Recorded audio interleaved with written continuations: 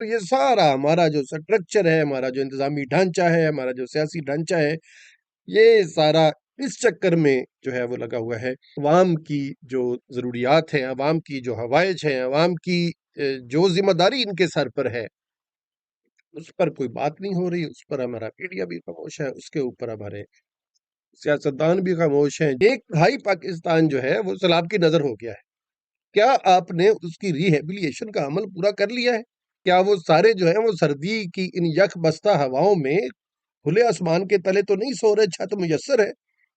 کیا ان کو کھانا مل رہا ہے؟ کیا ان کے روزگار بحال ہو گئے ہیں؟ کیا اجڑنے والی زمینیں دوبارہ سے فصلیں اگلنے کے قابل ہو گئی ہیں؟ اس پر کوئی بات نہیں ہے۔ معزز خواتین و حضرات، السلام علیکم ورحمۃ اللہ۔ میں ہوں شفقت سندھو، ایڈوکیٹ، اور آپ مجھے دیکھ اور سن رہے ہیں red line U S A کے پلیٹ فارم سے۔ خواتین و حضرات، اس وقت میں موجود ہوں Michigan, United States of America میں۔ بڑی سخت سردی ہے، -5 جو ہے وہ ٹیمپریچر ہے اس وقت۔ برف نہیں گر رہی، لیکن یخ بستہ جو ہے وہ سردی ہے۔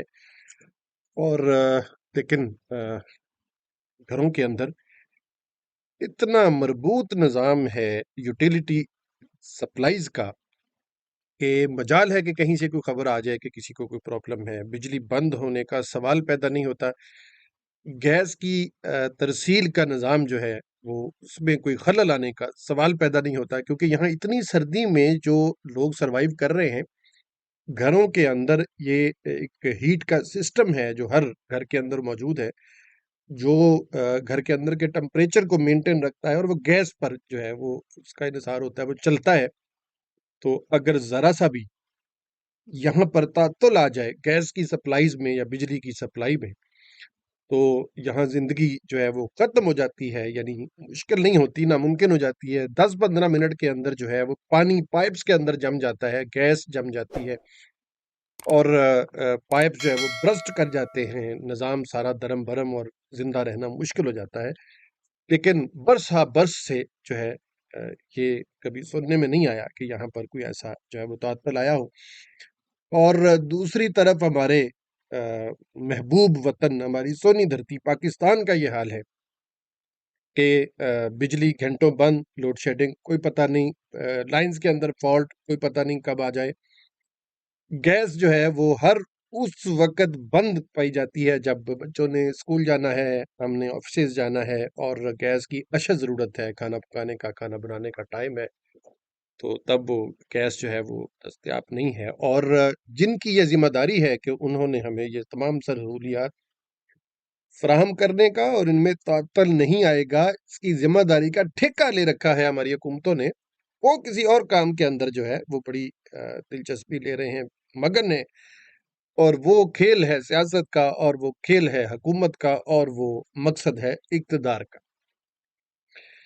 اور بڑی جو ہے اس وقت پھر گیم جو ہے وہ بڑی گرم ہے کہ پنجاب اسمبلی جو ہے اس کا اجلاس نہیں بلایا گیا گورنر کی ایڈوائس پر، اور اب مسلم لیگ نون اور پیپلز پارٹی وہاں پر اکٹھے ہو رہے ہیں کہ وہ کیا ایکشن جو ہے وہ لے، اور کیا جو ہے حکمت عملی مرتب کریں کہ وہ کاف لیگ کو اور پی ٹی آئی کو جو ہے وہ ٹف ٹائم دے۔ اور پی ٹی آئی جو ہے اور کاف لیگ جو ہے وہ سر جوڑ کے بیٹھی ہے کہ اب ہم نے ان کی جو ہے وہ اعتماد کا ووٹ لینے کی جو ہم نے وہ سمری، وہ تو گورنر کی ہم نے مسترد کر دی ہے، اور اب ہم عدالت میں جائیں گے، یا اس کے بعد جو ہے ہم نے جو نو کانفیڈنس موشن ہے اس کا جواب دینا ہے۔ عدم اعتماد کا تو اپنے نمبر پورا کریں۔ تو یہ سارا ہمارا جو سٹرکچر ہے، ہمارا جو انتظامی ڈھانچہ ہے، ہمارا جو سیاسی ڈھانچہ ہے، یہ سارا اس چکر میں جو ہے وہ لگا ہوا ہے۔ اور عوام کی جو ضروریات ہیں، عوام کی جو ہوائج ہیں، عوام کی جو ذمہ داری ان کے سر پر ہے، اس پر کوئی بات نہیں ہو رہی۔ اس پر ہمارا میڈیا بھی خاموش ہے، اس کے اوپر ہمارے سیاستدان بھی خاموش ہیں۔ جو 1/3 سیلاب سے متاثرہ ہوا تھا ہمارا وطن، اب وہ کہاں ہے؟ آپ نے اقوام متحدہ کو لکھ کر دیا، آپ نے IMF کو لکھ کر دیا، ایک بھائی پاکستان جو ہے وہ سیلاب کی نظر ہو گیا ہے۔ کیا آپ نے اس کی ریہیبلیشن کا عمل پورا کر لیا ہے؟ کیا آپ نے ان تمام سیلاب زدگان کو آپ نے شیلٹر فراہم کر دیا ہے؟ کیا وہ سارے جو ہیں وہ سردی کی ان یک بستہ ہواؤں میں کھلے آسمان کے تلے تو نہیں سو رہے، چھت میسر ہے؟ کیا ان کو کھانا مل رہا ہے؟ کیا ان کے روزگار بحال ہو گئے ہیں؟ کیا اجڑنے والی زمینیں دوبارہ سے فصلیں اگلنے کے قابل ہو گئی ہیں؟ اس پر کوئی بات نہیں ہے۔ اور بات کیا ہے کہ پنجاب اسمبلی کسی نے توڑنی ہے، کسی نے اس کو بحال رکھنا ہے، کسی نے گورنر کی جو سمری ہے اس کے اوپر سپیکر نے جو مسترد کیا ہے اس پر قانونی رائے حاصل کرنی ہے، کسی نے جو ہے وہ عدم اعتماد کے لیے اپنے نمبر پورے کرنے ہیں۔ اور حاصل لا حاصل کیا ہے؟ اسمبلی ٹوٹ جائے گی تو عوام کو کیا ملے گا؟ اگر اسمبلی نہیں ٹوٹے گی تو عوام کو کیا ملے گا؟ یہ ہمارا مطمع نظر نہیں ہے، یہ ہمارا ذمہ داری نہیں ہے، یہ اس کے اوپر ہماری توجہ نہیں ہے۔ اور جو ہے ہم اقوام عالم کے ساتھ متھا لگانے کی باتیں کرتے ہیں، ہم اقوام عالم کے ساتھ جو ہے وہ برابری کی جو ہے وہ تعلقات کی ہم باتیں کرتے ہیں، اور ہمیں یہ ہوش نہیں ہے کہ ہم جس عوام نے ہمیں مینڈیٹ دے کر یہاں پر بٹھایا ہوا ہے وہ ان کی کچھ جو ہے وہ ہمارے اوپر ذمہ داریاں ہیں، وہ بھی ہم نے نبھانی ہے۔ اور ایسے میں ہمارا تجزیہ تو یہ ہے کہ جو ایک خبر چل رہی ہے جو شنید ہے کہ مسلم لیگ نون اور پی ٹی آئی کچھ قریب آ رہے ہیں، کچھ ذرائع نے اس کو کنفرم کیا ہے کہ کچھ قریب آ رہے ہیں، لیکن ایک دوسرے کے اوپر اعتماد کا جو فقدان ہے وہ خلیج پارٹی نہیں جا رہی ہے۔ تو یہ اس کے اوپر ہم بالکل یہ سمجھتے ہیں کہ یہ اگر ہو جائے مساق جمہوریت قسم کا ایک معاہدہ اگر ان دو بڑی جماعتوں کے درمیان میں ہو جائے تو جو ہے وہ اسٹیبلشمنٹ کا جو رول ہے اس کو منیمائز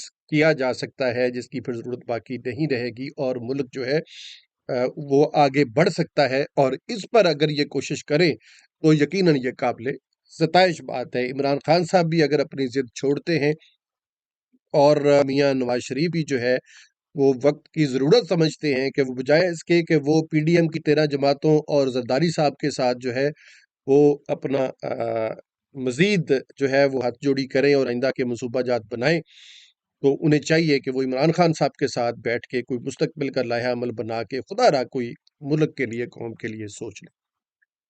اب ایک خبر میں آپ کے ساتھ شیئر کرتا ہوں کہ کرکٹ بورڈ کا چیئرمین یعنی وہی اقربا پروری کی جو ایک روایت ہے پاکستان کے اندر وہ وہی چل رہی ہے۔ آپ دیکھیے کرکٹ بورڈ کا چیئرمین اتنی خراب معاشی صورتحال کے اندر آپ کو کرکٹ کے چیئرمین کی پڑی ہوئی ہے، اور آپ کرکٹ کا چیئرمین اپنا لگانا چاہ رہے ہیں، کیونکہ وہاں پر بھی بڑے کھابے ہوتے ہیں، وہاں پر بڑے بجٹ ہوتے ہیں، وہاں پر آپ کو کھانے کے جو ہے وہ مواقع آپ نے اپنے ہی بندے کو دینے، اور وہاں پر جو قوانین بنائے گئے تھے، اب اگر نجم سیٹھی صاحب کو وزیر اعظم شہباز شریف جو ہے وہ اپوائنٹ کرنا چاہ رہے ہیں بورڈ کا چیئرمین، پھر سے یہ ان کی تیسری ٹرم ہوگی، 2 دفعہ وہ پہلے رہ چکے ہیں، اور آپ دیکھیے کہ اس کے لیے انہیں کیا کرنا پڑے گا، پاپڑ بیلنے پڑیں گے، 4 نوٹیفکیشن انہیں نکالنے پڑیں گے۔ 2019 کا جو قانون پاس کیا تھا پی ٹی آئی گورنمنٹ نے، وہ قانون کرکٹ بورڈ کا آپ کو مسترد کرنا پڑے گا بائی ایشوئنگ سم نوٹیفکیشن۔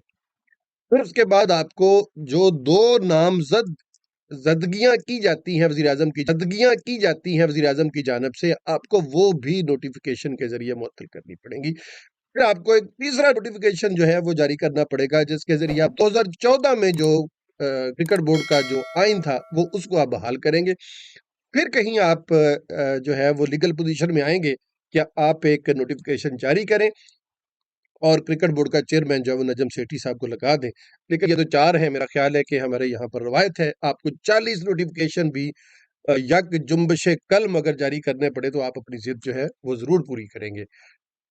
پھر جناب اب بات کر لیتے ہیں اعظم سواتی صاحب کی۔ ان کا جو ہے وہ ہزیمت کا سفر ابھی ختم نہیں ہوا، ان کو بلوچستان ہائی کورٹ، ان کو سندھ ہائی کورٹ سے ریلیف ملے، وہ اسلام آباد عدالت میں انہیں بھیج دیا گیا، لیکن اسلام آباد کی عدالت نے آج ان کی ضمانت جو ہے اس کی درخواست خارج کرتے ہوئے یہ حکم دیا ہے کہ چونکہ یہ ایک ہی جرم سواتی صاحب 2 دفعہ سرزد کر چکے ہیں، یہ عادی ایک جو مجرم ہوتا ہے یا ایک عادی الزام لائے ہوتا ہے، یہ اس زمرے میں آتے ہیں، لہٰذا ان کی ضمانت جو ہے وہ نامنظور کی جاتی ہے۔ تو اعظم سواتی صاحب کی درخواست ضمانت پر جو فیصلہ عدالت نے جو کیا ہوا تھا محفوظ، وہ سنا دیا گیا ہے اور ان کی ضمانت خارج کر دی گئی ہے، اور ان کے مقدر میں ابھی سلاخوں کے پیچھے رہنا ہی لکھا ہوا ہے۔ ایک آخری خبر آپ کے ساتھ شیئر کرتے ہیں، آج کی یہ آخری خبر آپ کے ساتھ شیئر کرتے ہیں۔ نیب ترمیم کے بعد نیب پہ جو ترامیم کی گئی ہیں وہ کوئی 2.5-3 درجن کے قریب وہ ترامیم تھیں، جس میں چن چن کر ان چیزوں کو تبدیل کیا گیا ہے جو موجودہ پی ڈی ایم کے لوگوں کے کیسز میں جو ہے وہ فیوریبل تھی، اور اس میں ایک بڑی جو چنیدہ ترمیم، بڑی جو واضح ترمیم تھی وہ یہ تھی کہ 50 کروڑ روپے سے زیادہ کی اگر کہیں پر کرپشن نظر آئے گی تو پھر نیب اس کا کیس لے سکتی ہے، ادروائز نہیں۔ اب یہ ایک جو ہے کیس واپس ہو گیا ہے آصف زرداری صاحب کا، یوسف رضا گیلانی صاحب کا اور نواز شریف صاحب کے یہ کیسز آج واپس کر دیے گئے ہیں۔